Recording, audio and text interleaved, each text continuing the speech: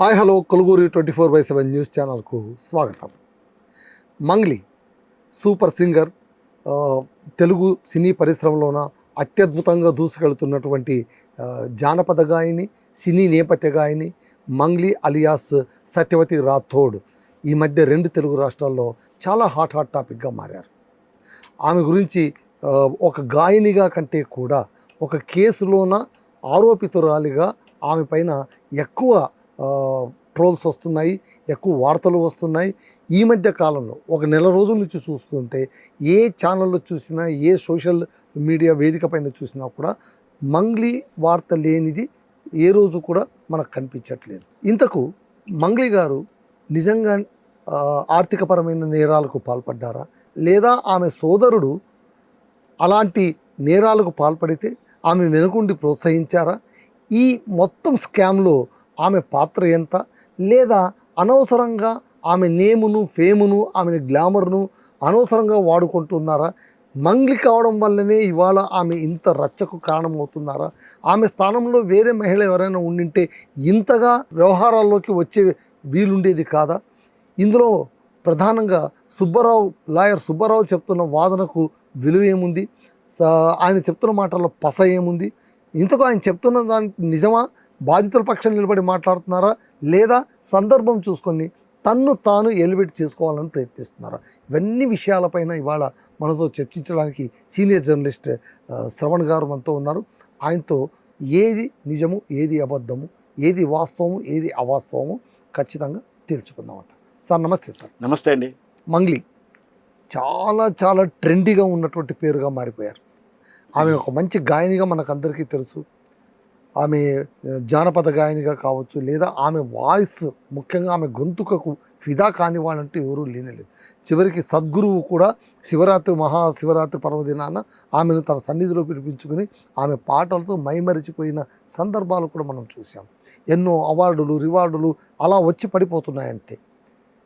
మళ్ళీ ఈ కీర్తి, ఈ ప్రయాణం, ఈ నేమ్, ఈ ఫేమ్ ఆమెలో తెలియని ఏదైనా ఒక అహాన్ని పెంచి పోషించాయా? అదే ఇవాళ ఆమెను చిక్కుల్లో పడేసిందా అనేది ఒక పాయింట్ అయితే, రెండవది ఏంటంటే ఇంతకు మంగ్లీ పేరు పైన వస్తున్నటువంటి, మంగ్లీ పేరు చుట్టూ చిక్కుకున్నటువంటి ఈ వివాదంలో పస ఎంత ఉంది, నస ఎంత ఉంది? ప్రశ్న చాలా డెప్త్గాను, చాలా వాస్తవాల దగ్గరగా అడిగారు. నిజంగా కూడా మంగ్లీ వ్యక్తిగత క్యారెక్టరైజేషన్ మీరు అడుగుతున్నటువంటి ఆమె కీర్తితో పాటు వచ్చినటువంటి కొన్ని యాటిట్యూడ్స్ ప్రస్తావనకు వస్తూ ఉన్నాయి. ఎందుకంటే పర్సనల్ యాటిట్యూడ్ ఏది కూడా మనకు అక్కర్లేని విషయం వాస్తవానికి, పైగా మీడియాకి కానీ ఇతర చూసే వాళ్ళకి కూడా అవసరం లేని విషయం. అయినప్పటికీ కూడా కేసులు అవి కూడా ఇన్క్లూడ్ అయినాయి కాబట్టి ఇది ఇంతలా చర్చ జరగడానికి కూడా ఆమె యాటిట్యూడ్స్ కూడా కొన్ని ఉన్నాయి కాబట్టి మనం దాని గురించి ఒక చిన్న ప్రయత్నం డిస్కస్ చేసుకుని వెళ్ళిపోదాం. వాస్తవానికి అయితే మనకు ఉన్నటువంటి అంటే మనం మీడియాలో ఉన్నాం కాబట్టి ఆమె కానీ ఆ ప్రవర్తన తీరు కానీ కొంచెం అగ్రెసివ్గానే ఉందని అంటుంటారు. అది మనకు ప్రస్తుతం. పైగా ఏంటంటే జనరల్గా వాళ్ళు అలాగే ఉండాలి కూడా, కొంతవరకు మొత్తం కూడా కాదు. ఉండాలి అనడం కంటే కూడా ఉండాలి, ఆ పేరు ఉండాలి. ఎందుకంటే లేదంటే సెలబ్రిటీ స్టేటస్. ఇప్పుడు నేను చాలాసార్లు చెప్తాను, మనకు ఇట్లాంటి సినిమా అవకాశాలు, టాలెంట్ అవకాశాలు రావడమే కష్టం. వచ్చిన తర్వాత సక్సెస్ సాధించడం కష్టం. సక్సెస్ సాధించిన తర్వాత కంటిన్యూ దొరకాలి అవకాశాలు. అంటే ఒక సినిమా అనుకోకటి హిట్ అవుతాడు, హిట్ అయిన తర్వాత మళ్ళీ కంటిన్యూ సినిమాలు రావాలి. అలాగే ఆ కంటిన్యూ వస్తున్న తర్వాత కీర్తి వస్తుంది. వచ్చిన కీర్తిని కాపాడుకోవడం కూడా అది ఇంకా చాలా ప్రతిదీ కూడా కష్టం. అట్లాగే ఈ సెలబ్రిటీ హోదాలు ఇట్లా వచ్చిన వాళ్ళకు ఇవన్నీ ఉంటాయి ప్రాక్టికల్గా. లేదు అన్నారు అనుకోండి, వాళ్ళు అలర్ట్గా ఉండకుంటే వాళ్ళు మొత్తం నాకేసి రోడ్డు మీద పెట్టినటువంటి సంఘటనలు చరిత్రలో వందలాది ఉన్నాయి. సో అవి ఉంటాయి.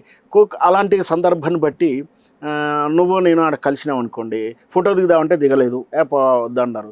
కానీ ఫోటోలు దిగితే ఏం ప్రమాదం? ఇప్పుడు ఆమె కథల నుంచి చూస్తూ ఉన్నాం మనం. ఫోటోలు దిగితే ఏం ప్రమాదం? రాజకీయాలలో కూడా మనం విమర్శలు వింటూ ఉన్నాం. సో ఇవన్నీ కూడా పర్సనల్ యాటిట్యూడ్ అయినప్పటికీ ఆమె మీద కొన్ని ఇట్లాంటివి ఉన్నాయి. సో అవి ఈ కేసుకు సంబంధం లేని విషయాలనేది స్పష్టంగా చెప్తున్నాను. నేను ఎంత అహంకారినైనా, ఒకవేళ నేను అహంకారం అయితే నీతో ఎలా ప్రవర్తిస్తానదే మీకు ముఖ్యం, కానీ నేను ఎక్కడ ఇంట్లో ఏం చేస్తానో బయట ఏం చేస్తానో మీకు అనవసరం. ఇష్యూ బేస్గా మాట్లాడే అంశాన్ని అలా కలగల్పన చేసేసి ఆమెను బదనాం చేస్తున్నారు. సరే, ఆమెను ఏం చేసుకున్నా ఎవరి వ్యక్తిగతం వాళ్ళ ఇష్టం. ఇకపోతే మనకి కేసు బాధితులు వందలాది వేలాది మంది లక్షలాది కోట్లాది రూపాయలు పెట్టుకొని దిక్కు దివానం లేక భరోసా లేక అన్యాయం అయిపోతూ వరుసగా ఆత్మహత్యలు చేసుకుంటూ వెళుతూ ఉన్నారు. అది మనం చాలా ఆలోచించాల్సిన విషయం, బాధపడాల్సిన విషయం.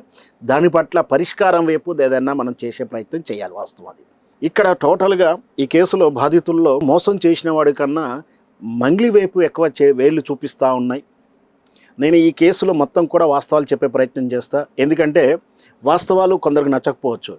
నాకు సెలబ్రిటీని కావాలనో, బిగ్ బాస్లోకి పోవాలనో, ఓ గేమ్ షోలోకి పోవాలనేటువంటి పిచ్చి అయితే నాకు లేదు. లేదా మంగ్లీ నాకు కలిసినప్పుడు గౌరవించలేదు, నన్ను చూడలేదు, నన్ను ఫోటో అడిగితే ఇవ్వలేని ఎర్రితనం అయితే నాలో లేదు. ఇకపోతే ఆమె పర్సనల్ యాటిట్యూడ్ మనకు అనవసరం. లేదు, నా ఛానల్ కొరకమో నా మీడియా కొరకు ఫోన్ చేస్తే ఆమె ఫోన్ ఎత్తలేదు, నా ఛానల్కి ఫోన్ ఎత్తలేదా? నేను ఛానల్ 1ని, మాది అలను బలను గలను పేర్లతో ఉన్న ఛానల్స్ ఉన్నాయి కదా, 1, 10, 10 ఏవో ఉన్నాయి కదా, అట్లాంటి ఛానల్, ఇంత పెద్ద ఛానల్ని నేను ఫోన్ చేస్తే ఆమె ఎత్తదా అని అహంకారం అయితే నాకు లేదు. కాబట్టి ఆమె అన్నిటికన్నా ముఖ్యంగా thumbnail పెడితే వ్యూస్ వస్తాయి కాబట్టి ఎవరైతే నాకేంటి అనేది దిగులు కూడా లేదు. స్పష్టంగా నాకున్నటువంటి 2003 నుంచి సుమారు ఈ రోజు వరకు కూడా ఎంతో అంత క్రైమ్ జర్నలిజంలో నాకు ఉన్నటువంటి అవగాహన, పరిశోధనను బట్టి స్పష్టంగా చెప్తాను. ఈ విషయంలో micro finance act, multi level MLM act, prize money chit fund యాక్ట్లు, ఇవన్నీ కూడా మోసాలకు సంబంధించినటువంటి ఇంప్లికేబుల్గా కనపడతా ఉన్నాయి. మొత్తం మీద ఈ కేసులో ప్రధానంగా ఏర్పడుతున్న నిందితుడు ఎవరంటే బాలాజీ అండ్ మధు. వీళ్ళు వివిధ సంస్థల్లో పనిచేయడం, వీళ్ళు వాంటింగ్లీ జనాన్ని అత్యధిక వడ్డీలతో లేదా లాభంలో వాటా అంటూ ఆకర్షిస్తూ, పైగా తను రోజు తిరిగిన తన బంధువులు ఊరి వాళ్ళనే నమ్మించేలా ప్రయత్నాలు చేసి అత్యధిక వడ్డీలు తీసుకొని డబ్బులు తీసేసుకొని, ఈ ప్రమేయంలో నా వెనక మన వాళ్ళే, మనకు తెలిసిన మన కులస్తురాలే, మన పరిచయస్తులాలే మంగ్లీ అనే వాళ్ళు కూడా ఉన్నారు అని అర్థం ఇచ్చేలా వాడు బిహేవియర్ చేశాడు. ఇవి తెలుసో తెలియక ఈమె మన కులస్తులే కదా, మన పద్ధతి వాళ్ళుగా, మన వాళ్ళే కదా, చెల్లిని కూడా ఇప్పుడు ఏమైంది, ఆ బాలాజీ అని అనుకుంటా, బహుశా ఆయన పేరు మధు అనుకుంటా. మధు చూస్తుండగానే అలా కులస్తుడు, చూస్తానికి బాగానే ఉన్నాడు, పెద్ద పెద్ద స్కార్పియో కార్ లాంటి కార్లో తిరుగుతున్నాడు, ఇంత సౌండ్ పార్టీ కాబట్టి మన చెల్లెని ఇవ్వచ్చు అనేటువంటి కన్సర్న్ తోటి ఆ తర్వాత నుంచి మధుతో ఇంటరాక్షన్ మొదలుపెట్టింది. అంటే వాళ్ళు పిలిచినప్పుడు గెస్ట్గా పిలిస్తే పోవడానికో, కలిసినప్పుడు మాట్లాడడానికో, సహజంగా మన మధ్యతరగతి కుటుంబాలు కానీ మన కల్చర్ అలాగే చూస్తాం. పెళ్లి సంబంధం చూసిన తర్వాత వాళ్ళకు కొంచెం వాల్యూ ఇవ్వడం కానీ, నచ్చితే ర్యాపో మెయింటైన్ చేయడం కానీ ఇవన్నీ చేస్తుంటాం. వాటిని దుర్వినియోగం చేసేసుకొని అతడు ఈమెకు వాటాలు ఉన్నాయని చెప్తున్నాడు. ఆ ఫోటోలు ఒక్కొక్కటి డ్రమటైజ్గా రిలీజ్ చేస్తూ, ఎక్కడ అంటే ఆ సుబ్బు కానీ ఆ బాధితులు కానీ ఒక డ్రమటైజ్గా రిలీజ్ చేస్తున్నారు ఆ ప్రమేయం ఉన్నట్టుగా. నిజంగా ఆ ఫోటోలు ఏవి కూడా సాక్ష్యానికి పనికిరావు. యాజ్ చెప్పేటువంటి లాయర్కి కూడా తెలుసు అవి ఏవి సాక్ష్యాన్ని నిలబడే. బెస్ట్ ఎగ్జాంపుల్ చెప్తాను. ఈ మధ్యకాలంలో ఒకటి సెక్రటరీ దగ్గర, తెలంగాణ సెక్రటరీ దగ్గర ఒక కానిస్టేబుల్ డ్రెస్ వేసుకుని సూడో పోలీస్ కానిస్టేబుల్ వీడియో దిగి ఏదో చేశాడు. లేదా వాడు రేవంత్ రెడ్డి ఫోటోలు దిగి ఏదో చేస్తాడు. నేను రేవంత్ రెడ్డి దోస్తులేమే అంటాడు. ఆ రేవంత్ రెడ్డితో దిగిన ఫోటో చూపించి నీ దగ్గర ఏదో మోసం చేస్తాడు. రేవంత్ రెడ్డిని ఎందుకు అరెస్ట్ చేయడం అనడంలో తెలివిగల ప్రశ్న, తెలివి తక్కువ ప్రశ్న అవుతుంది అది. నేను మోడీతో ఫోటో దిగి వస్తాను, నేను చేసే నేరానికి మోడీని ఎందుకు అరెస్ట్ చేయవు, మోడీని అరెస్ట్ చేస్తలేవంటే నువ్వు సరిగా పని చేస్తలేవు అని చెప్పాలా, మోడీ బలంగా ఇన్ఫ్లుయెన్స్ చేసి అని చెప్పాలా? అంటే ఒకటి నేను అనేది ఏంటంటే వాళ్ళ మధ్య సన్నిహితం, ఫ్రెండ్షిప్ లేదని అంటలేను, ఉండొచ్చు. వాటిని పట్టుకొని మనం ఇక్కడ నేను స్పష్టంగా అడుగుతున్నాను, ఎవరైతే మంగ్లీ మీద ఆరోపణ చేస్తున్నారో, ఏ లాయర్ అయినా సరే, బాధితులైనా సరే, ఎవరైనా సరే, వాళ్ళని అందరినీ డైరెక్ట్గా అడుగుతున్నా, ఛాలెంజ్ కూడా విసురుతున్నాను. ఏమిటి అంటే, ఈ మోసం చేసినటువంటి వ్యక్తులు చెప్తున్న కంపెనీ లావాదేవీలలో, ఆ కంపెనీలో మంగ్లీ కానీ మంగ్లీ తమ్ముడు కానీ రిజిస్టర్డ్ అయి ఉన్నదా, వాళ్ళ ఫర్మ్ పేరు మీద ఉందా ఒకటి, లేదా మాజీ డైరెక్టరా, పోనీ వాళ్ళు అందరు ఇన్ఫ్లుయెన్సర్ మనం ఈ మధ్య చేస్తాం, ఇది కొనండి, అది కొనండి, చీర కొనండి, హోటల్ పోతే బాగుందని చెప్తుంటాయి, ఇన్ఫ్లుయెన్సర్స్ రీల్స్ అంటాం అండి. ఆ విధంగా ఏమైనా మంగ్లీ పలానా కంపెనీలో మీరు పెట్టుబడి పెట్టండి ఏమైనా చెప్పిందా? పోనీ ఆమె ఏమైనా బ్రోచర్ రిలీజ్ చేసిందా? చివరికి వాళ్ళు చెప్తున్న కంపెనీ ఓపెనింగ్ కూడా మంగ్లీ వెళ్ళలే. ఆ పూజ ఆ బిల్డింగ్లో, ఒక బిల్డింగ్ ఏంటంటే దానికి ఒక రీజన్ చెప్తున్నారు, అది కూడా చర్చిస్తాను. అంటే ఇవేవి కూడా అంటే ఆ కంపెనీ శాసనాత్మకంగా లీగల్గా ఎలాంటి రిజిస్ట్రేషన్లోకి వాటా లేదు, వీళ్ళు బ్రోచర్ రిలీజ్ చేయలేదు. పోనీ ఊరు వాడ జరుగుతున్నప్పుడు ఈ మంగ్లీ కానీ మంగ్లీ చెల్లె కానీ మంగ్లీ తమ్ముడు కానీ తిరిగి డబ్బులు కలెక్ట్ చేస్తూ మేమే పార్ట్నర్లం అని చెప్పిన దాఖలాలు ఎవరు చెప్పట్లేరు. కాకపోతే కొన్ని సందర్భాల్లో మంగ్లీ తమ్ముడు కనిపించాడని చెప్తున్నాడు, కొన్ని సందర్భంలో కొన్ని ట్రాన్సాక్షన్లో కూడా ఉంది, అది కూడా ఉంది రీజన్ చెప్తాను. చెప్తాను ఒకే రోజున అమౌంట్ డిపాజిట్ వెంటనే విత్డ్రా అయింది. అవి మొదటి నుంచి చెప్పిందే, కాకపోతే పోలీసులు అఫీషియల్గా అనౌన్స్ చేశారు కదా, అది అఫీషియల్గా అనౌన్స్ చేసి అప్పటి నుంచి వస్తున్నమాట. అంటే ఇక్కడ ఆధారాలు ఉంటే ఈమె డైరెక్ట్ కంపెనీలో నెంబర్ అయిన ఉండాలి, బ్రోచర్ అయిన రిలీజ్ చేసి ఉండాలి, లేదు పలానా వాడు బాధితులు అక్క మంగ్లీ అక్క లేదా బంధువులు ఎక్క అంటారు కదా, అక్క నేను డబ్బులు కడుతున్నాను అంటే కట్టు తమ్ముడు అది నా కంపెనీ ఏమని మనం చెప్పిందా? ఇంతవరకు నేను చాలాతో ఇద్దరు ముగ్గురితో మాట్లాడే వాయిస్ కాల్స్లో ఉన్నాం, ఎవరు కూడా మంగ్లీతో మాట్లాడి డబ్బులు కట్టలే, మంగ్లీ చూసి డబ్బులు కట్టలే, మంగ్లీ ఆఫీస్కి వెళ్ళి కట్టలే, మంగ్లీ ఇంటికి వెళ్ళి కట్టలే. కేవలం డబ్బులు కలెక్ట్ చేసేవాడు దురుద్దేశంతో మంగ్లీ ఫోటోలు చూపిస్తూ మంగ్లీతో ఉన్న బంధాలు తెలియజేస్తూ ట్రాప్ చేశాడు. నువ్వు అమాయకంగా ట్రాప్ అయితే అది నీ తప్పు అవుతుందేమో, లేదా నీకు ఎట్లా న్యాయం చేయాలన్న విషయం వేరు విషయం. కానీ మంగ్లీని అరెస్ట్ చేయాలంటే శాసనాత్మకంగా లీగల్గా చెల్లుతుందా? ఉంటే మాత్రం మీరు బయట పెట్టండి. బయట పెట్టకుండా ఊరికనే అరెస్ట్ చేయాలి. ఇక్కడ తోటలో దిగింది, మిరప తోటలో దిగింది, అక్కడ దిగింది అంటే చిన్నపిల్లగా అని చెప్పినట్టు కథలు పడుతూ నేను చెప్తాను. డ్రామాలు ఆడుతూ ఉంటే ఏమవుతుందంటే బాధితులకు అన్యాయం జరగడానికి గ్యాప్ పెరుగుతూ ఉంటే ఈ ఎమోషనల్ డ్రామాలో వాళ్ళ ఆత్మహత్యలు బాగా పెరిగిపోయాయి, అంతకుముందు కన్నా ఇంకా పెరిగాయి. తెలంగాణ ఉద్యమం అప్పుడు ఏదైతే ఉద్యమం ఉద్రిక్తంగా నడుస్తున్న ఎమోషనల్ డ్రామా నడుస్తున్నప్పుడు ఇక రాదేమో తెలంగాణ అన్న భావజలానికి వెళ్ళిపోయి ఎట్లా ఆత్మహత్యలు చేసుకున్నారో మంగ్లీ మీద ఎంత డ్రామా ఆడేసరికి మంగ్లీ మొత్తం లీగల్గా లేదు కాబట్టి పోలీసులు అరెస్ట్ చేయలేకపోతున్నారు. మంగ్లీ ఆమె తీసుకోలేక నేను డబ్బులు ఇవ్వమంటున్నారు. మీరు నన్ను బ్లాక్మెయిల్ చేస్తే నేను డబ్బులు ఇవ్వాలా, మీరు బ్లాక్మెయిల్ చేస్తే నేను కోర్టు చుట్టూ తిరగాల, నా పని పాటు వదిలేసి నేను తిరగాల అని చెప్పి ఆమె మిన్నుకుడు కూర్చుంటే ఈ గ్యాప్లో ఈ బాధితులంతా కూడా ఫ్రస్ట్రేషన్కో బాధితులకు లోనైపోయి వాళ్ళు ఆత్మహత్యలు చేసుకున్నారు. ఈ ఆత్మహత్యలు కారకుడు ఎవడంటే ఆ డ్రామాలు ఆడుతున్న వాళ్ళు. సాక్ష్యాలు ఉంటే కోర్టుకు వెళ్ళాలి, పోలీసుకి వెళ్ళాలి, పోలీసులు అరెస్ట్ చేస్తారంటే కోర్టుకు వెళ్ళి సబ్మిట్ చేయాలి కదా. వాడు ఆధారాలు ఉంటే ఆధారాలు జడ్జికి డాక్యుమెంట్ చేయండి, ఎందుకు అరెస్ట్ చేయండి, ఇమ్మీడియట్ ఆర్డర్ చేయాలి. ఎన్నిసార్లు తెచ్చుకోలేదు, మనం ఎన్ని కేసులు తెచ్చుకోలేదు, ఆ విషయం ఆ లాయర్కి తెలవదా? డ్రామాలు ఆడడానికి, మ్యానిపులేట్ చేయడానికి, వ్యక్తిగతంగా ఆయన పేరు ప్రతిష్టలు తెచ్చుకోవడానికి ప్రయత్నాలు చేస్తున్నాడు. నిజంగా ఉంటే కోర్టుకి వెళ్తే 5 నిమిషాల్లో స్టే ఆర్డర్ ఇస్తారు, అరెస్ట్ వారెంట్ ఇస్తారు. ఇవేమీ లేవు.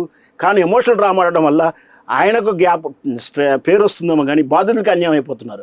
ఆయన పేరు ప్రఖ్యాతి నాకు అవసరం లేదు. ఇక్కడ బాధితులకు అన్యాయం జరుగుతూ ఉంటే రోజులు పెరుగుతూ ఉంటే వాళ్ళు భయాందోళన గురి ఆత్మహత్యలు చేసుకుంటారు. బాధితులను ఎప్పుడు అన్యాయం చేసేవాళ్ళు ఇట్లాంటి దొంగలే. బాధితులు న్యాయం జరగాలంటే ఫస్ట్ అరెస్ట్ చేయించాలి, సాక్ష్యాలు ఉంటే పెట్టాలి. 5 నిమిషాలు అరెస్ట్ చేయకపోతే నిరాహార దీక్ష శిబిరం పెట్టాలి. పోలీసులు ఎందుకు అరెస్ట్ చేస్తలేరు, పోలీసులు మిస్యూజ్ చేస్తున్నారు, అది చేయడు. పోనీ కోర్టులో పిటిషన్ వేయాలి, సార్ నా దగ్గర ఆధారాలు ఉన్నాయి, మంగ్లీ మీద చాలా బలమైన ఆధారాలు ఉన్నాయి కాబట్టి ఏమైనా అరెస్ట్ చేయండి, బాధితులకు న్యాయం చేయమని చెప్పాలి.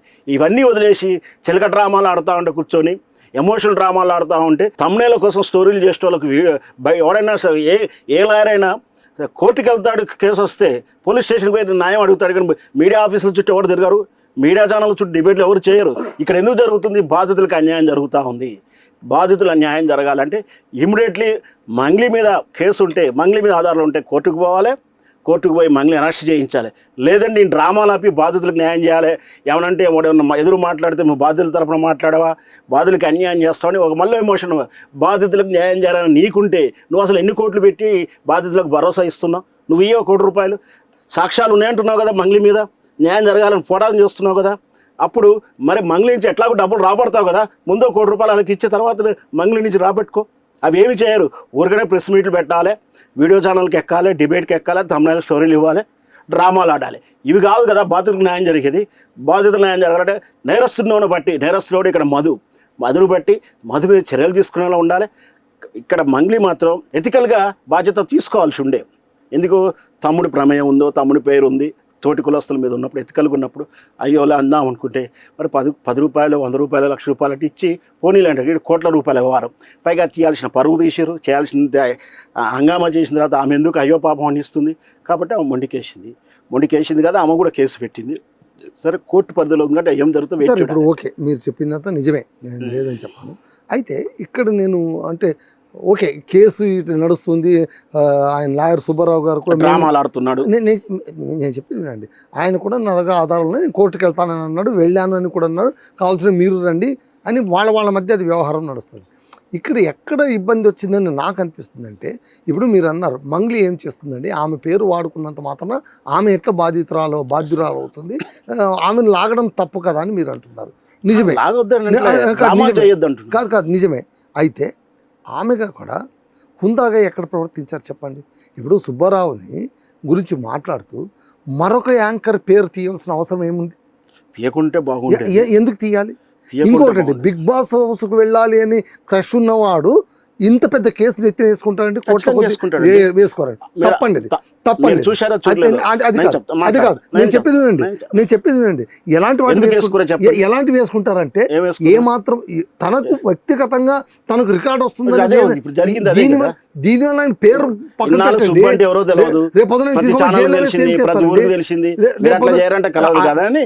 ఒక బిగ్ బాస్ కు వెళ్ళాలని ఎవరు ఈ పని చేయరండి. సుబ్బారావు ఆయన లాయర్ గా ఆయన మాట్లాడుతున్న మాటలు విన్న తర్వాత నేను చెప్పి ఆయన ఎక్కడి నుంచి చెప్తాడా? పోనీ బిగ్ బాస్ హౌస్ నిర్వాహకులు ఏమని చెప్పారా? వాళ్ళు ఏమైనా అసైన్మెంట్ ఇచ్చారా? మీరు ఇలా చేస్తే కనుక మేము తీసుకుంటామని అసైన్మెంట్ ఎవరు ఎలా చెప్పగలరు మీరు? ప్రశ్న చెప్పండి మీరు. రైతు బిడ్డ ఆయన కూడా బిగ్ బాస్ లో ఎవరు ఇలా రైతు బిడ్డ కూడా అన్నా నేను రైతు బిడ్డనన్నా అని ప్రమోషన్ చేసుకున్నాడు. సెల్ఫ్ కాన్సెప్ట్ తోటి ప్రమోషన్ సెల్ఫ్ వీడియో కాన్ఫరెన్స్ చేసుకున్నాడు. చాలా మంది ఆ తర్వాత ఆయన ఇన్స్పిరేషన్ చాలా మంది ఛాయలు చేసేటోళ్ళు, బర్రెలు కాసేటోళ్ళు అంటే వాళ్ళని తక్కువ చేస్తున్నాయి కదా, ఎవరికి ఎంత ఎలిజిబిలిటీ ఉందో కూడా తెలియకుండా ప్రతి వాళ్ళు కూడా బిగ్ బాస్ పోవాలని ప్రయత్నం చేయడం తప్పేం లేదు. ఎవరి ప్రయత్నం వాళ్ళు చేస్తున్నారు నేను చెప్తాను. ఎందుకు చెప్తానంటే మనకు తెలుసు ఈ యూట్యూబ్ ఛానల్స్లో ఇంటర్వ్యూస్ ఎలా ఇస్తారో మనకు తెలుసు. పెయిడ్ ప్రమోషన్ అంటే మనం డబ్బులు కట్టుకొని మనం ప్రమోషన్ చేసుకుంటాం. అట్లాంటి ప్రమోషన్ చేసుకునే వాళ్ళు చాలా మంది ఉన్నారు. ఈయన కావచ్చేమో, కాకపోతే మనకు సంబంధం లేదు. ఈయన కూడా కావచ్చేమో అంటున్నాను. నేను అవునంటలేదు కాదు. ఎందుకు చెప్తున్నా అంటే మీరు ఒకటే అడిగారు శ్రీముఖి పేరు తీశారు. నిజంగా నైతికంగా తీయకుంటే బాగుండేది.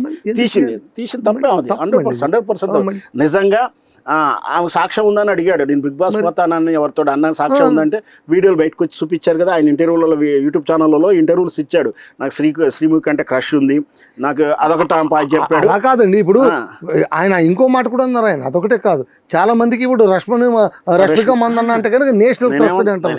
అన్నంత మాత్రాన ఏదో ఇల్లీగల్ వ్యవహారం అయినట్టు లెక్క. మంగ్లీ వచ్చేసి ప్రస్తావన తీసుకొచ్చింది బిగ్ బాస్లో పోవాలని ఉంది, నాకు శ్రీముఖి అంటే క్రష్ ఉందని. అనగానే ఒక్క సాక్ష్యం చూపించి నాకు శ్రీముఖి అంటే క్రష్ ఉందని ఎప్పుడన్నా అన్నానా అని అన్నాడు.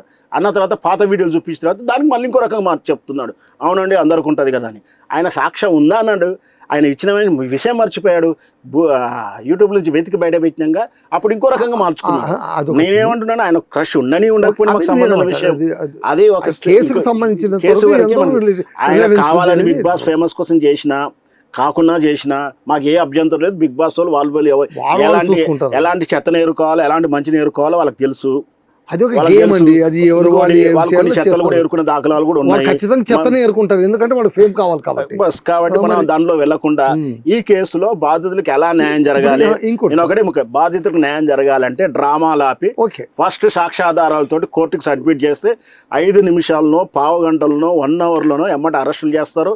వాళ్ళ పేరు మీద ఉన్నటువంటి ఆస్తులు ఇంకా ట్రాన్స్ఫర్ కాకుండా మూవబుల్ కాకుండా నగదు, బంగారం, ల్యాండ్స్ ఏవైనా సరే అవి అటాచ్ చేస్తారు. ఇవి వదిలేసి దీని మీద కాన్సన్ట్రేషన్ వదిలేసి వేవేవో నేను ఛానల్ ఆఫీసులు తిరుగుతాను, మీడియా ప్రెస్ మీట్ పెడతాను, బస్తీ మీద సావాలరా, నువ్వు చెక్ పోస్ట్కి వస్తావా, ప్రెస్ క్లబ్కి వస్తావా, నువ్వు పార్క్కి వస్తావా రానేనిదని ఇవన్నీ డ్రామాలు అంటున్నా. బాధితులు న్యాయం జరిగే పంచడ కాదు, ఇవి తమ్నైల్ స్టోరీలు అంటున్నా. తమిళ స్టోరీ కావాల్సిన సుబ్బారావు పార్ట్ అనేది నేను సుబ్బారావుని కోట్ చేస్తలే. ఎవరైతే ఇవన్నీ చేస్తారో వాళ్ళకి లాయర్ అన్నారు ఇందాక మీరు. ఇప్పుడు నేను అనేది ఏంటంటే ఈ మొత్తం వ్యవహారంలోన ఆయన చెబుతున్న వాటిలోన 100% అవాస్తవం అని మీరు నమ్ముతున్నారు. ఏ పాయింట్ వైజ్ కేసు పరంగా ఏ పాయింట్ అయినా ఆయన అనేది నేను చెప్తాను. ఒకటి, మైక్రో ఫైనాన్స్ కింద బాధితులుగా పేద ఆశ పడవు. మరొకటి బాధితులు చాలా మంది ఉన్నారు.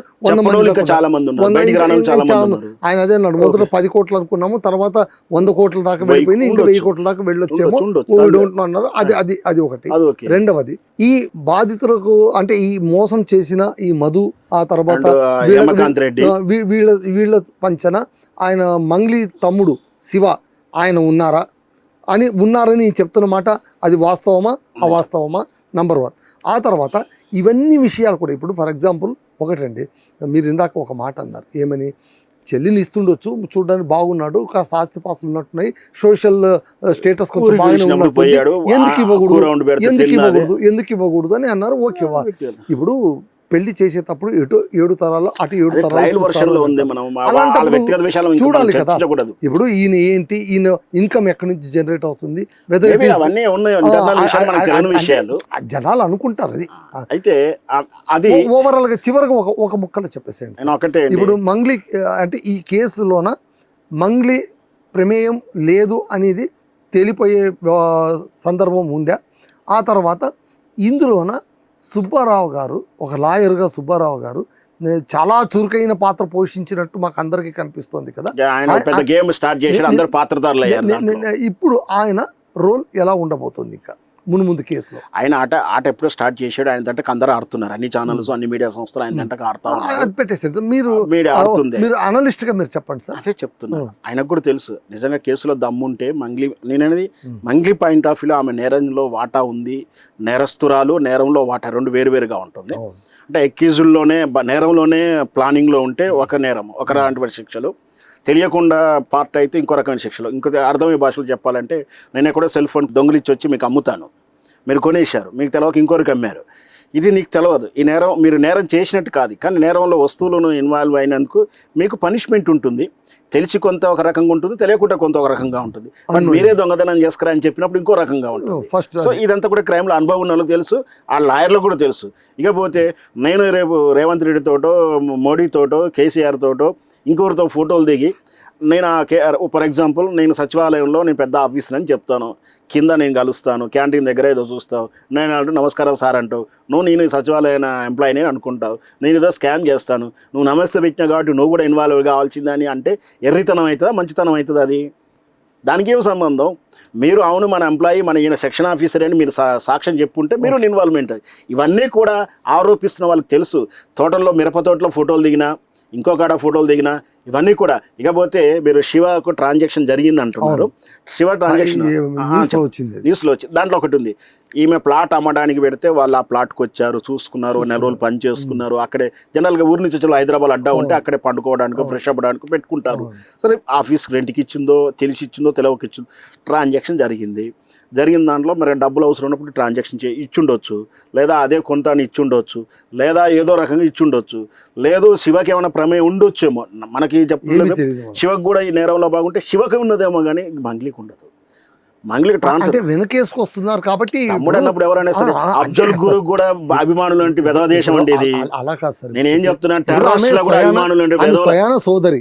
నేను చెప్పేది వినండి, స్వయాన సోదరి మీడియా ముందు వచ్చి నా తమ్ముడికి ఏమి తెలియదు అని కూడా బాగా చెప్తారు. ఎవరైనా చెప్తారు, సపోర్ట్ చేస్తారు, జైలుకి వెళ్తే ఆమె బెయిల్ తీసుకొస్తుంది, బెయిల్ షూరిటీ కూడా పెడుతుంది.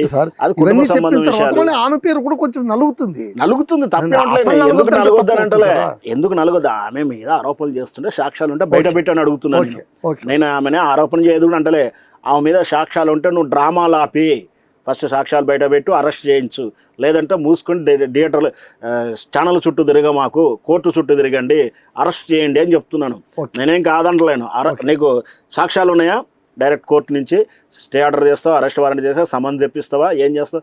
చేయట్లేరా? నువ్వు నిరసన శిబిరం వెయ్యి, నిరాదీక్ష పెట్టు, న్యాయం చేయనుకోరు, బాధ్యత తరపున నువ్వు 2 కోట్లు డిపాజిట్ చేసి ముందు తర్వాత వాళ్ళ నుంచి న్యాయం చేయకూడదు. ఏవీ చేయకుండా ఊరికనే ఫ్రీ పబ్లిసిటీ కదా, నేను వేగ్గా మాట్లాడతా, థంబ్నెయిల్స్ వస్తాయి అనుకుంటే మొత్తం ఎర్రితనం. ఓకే, సో ఇదండి విషయం.